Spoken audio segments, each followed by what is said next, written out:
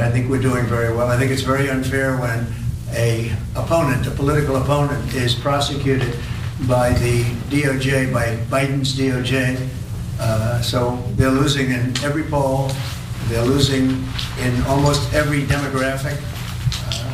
Numbers came out today that are really very mind-boggling if you happen to be Joe Biden. And I think they feel this is the way they're going to try and win. And that's not the way it goes. It'll be bedlam in the country. It's a very bad thing. It's a very bad precedent. As we said, it's the opening of a Pandora's box, and that's a very sad thing. Mr. President, you just used the word bedlam. Will you tell your supporters now, no matter what, no violence? Well, that's about as clear as it could be. Those are, I guess we're supposed to say, veiled threats of chaos and violence from Donald Trump, but that is a veil that's not really hiding anything. I'd be very bashful if that was the only thing that was protecting me.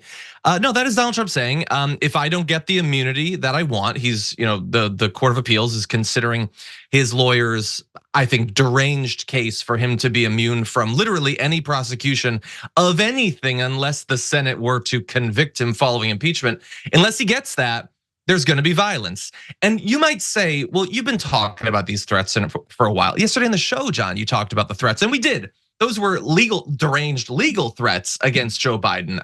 If I don't have immunity, then he doesn't get immunity. I'll come after him.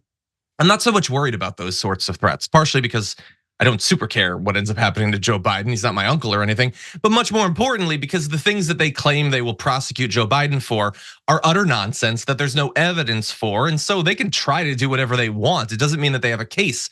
This, I think, should be far more concerning for regular Americans. The idea that regardless of what Donald Trump does, if he doesn't get immunity, if he loses one way or the other, there will be chaos.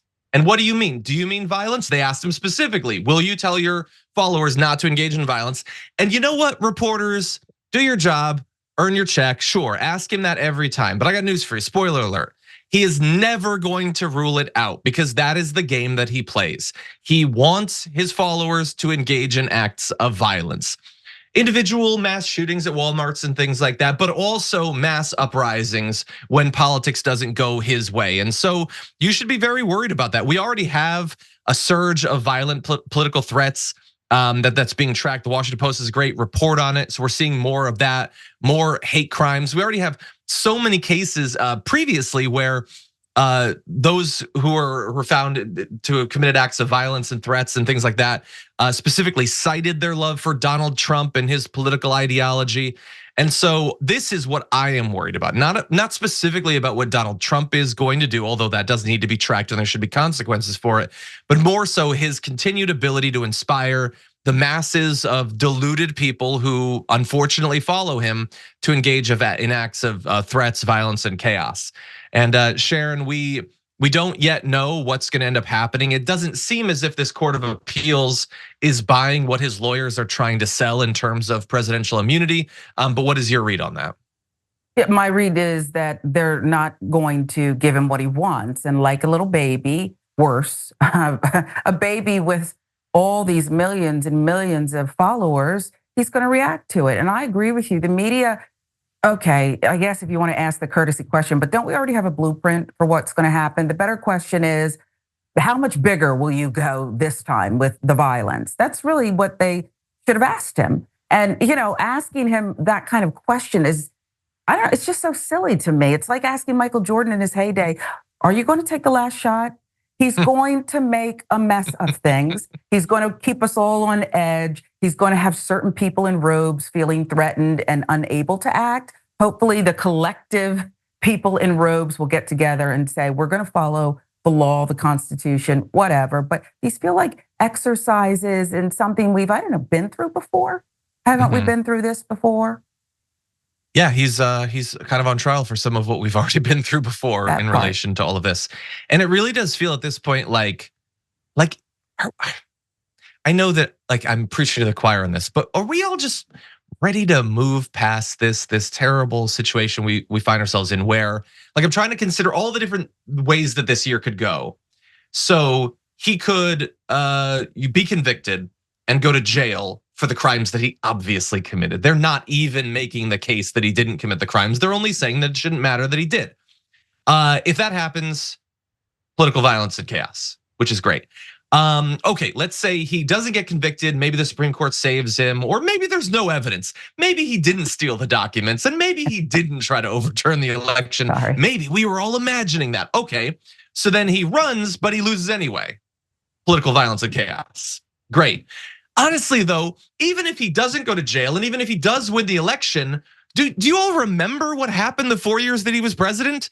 A massive rise in hate crimes and hate speech and harassment, and yes, violence as well. We still got the violence, let alone how his mismanagement of the pandemic resulted in hundreds of thousands of people needlessly dying. So we're really in a damned if you do, damned if you don't thing. We're stuck between a rock and a fascist place where I can't conceive of what is supposed to happen that gets us through this period of American politics without people being killed.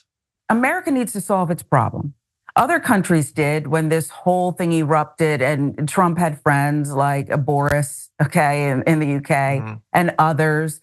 They solved the problem. Even countries that we perhaps don't naturally respect their level of democracy told people that they're not going to be able to run for X amount of years because of what they perpetrated on the people. So we have to walk through the front door on this. And the problem is we do have Trump fatigue. We actually have Trump fatigue and everything else, as you mentioned, pandemic, all the body bags, didn't have enough masks, everything else. I haven't seen Fauci in a good long while. So we're tired of this, okay? But you created the problem, I say collectively, to America, okay? We can't separate those of us who saw a con coming and those of us who didn't. We just can't do that. We have to collectively say, we have to go through the front door and deal with the problem. If a skunk sprays outside your yard, I'm pretty sure in a hot August summer in Georgia, it's going to permeate and it's going to come over into my orbit. You got to deal with it. Yeah. That's a potent imagery in a couple different really ways. Smell bad. Yeah, they do.